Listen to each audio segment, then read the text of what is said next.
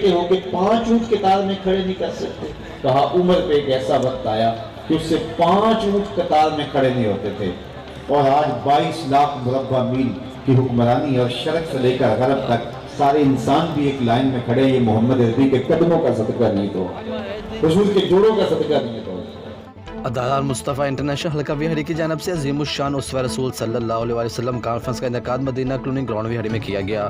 Conference میں خصوصی خطاب عالمی شہرت یافتہ امیر اعلیٰ ادارہ المصطفیٰ انٹرنیشنل پیرزادہ محمد رضا صاحب مصطفیٰ نے کیا.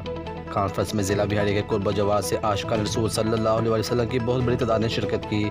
اپنے خصوصی خطاب میں پیرزادہ رضا صاحب مصطفیٰ کا کہنا تھا کہ اسوہ رسول صلی اللہ علیہ وسلم کو اپنا کر ہی دنیا و آخرت میں سرخرو ہوا جا سکتا ہے. اگر ہم اسوہ رسول صلی اللہ علیہ وسلم پر عمل پیرا ہوں تو اللہ کی رحمتیں ہم پر نازل ہوں گی. صحابہ کرام رضی اللہ تعالیٰ عنہ نے اسوہ رسول صلی اللہ علیہ وسلم کو اپنایا اور اللہ کے نام و کرام کے حقدار ٹھہرے.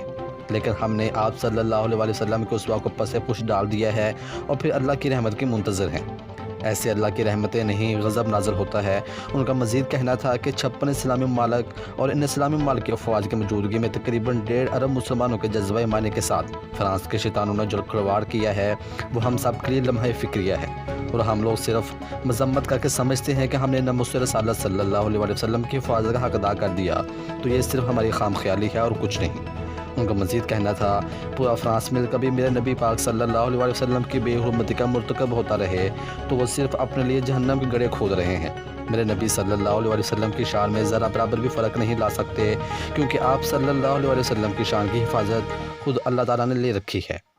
مزید خبروں اور تفصیلات کے لیے دیکھتے رہیے پاسبان لائیو نیوز HD. آپ ہمیں فیس بک اور YouTube پہ بھی فالو کر سکتے ہیں.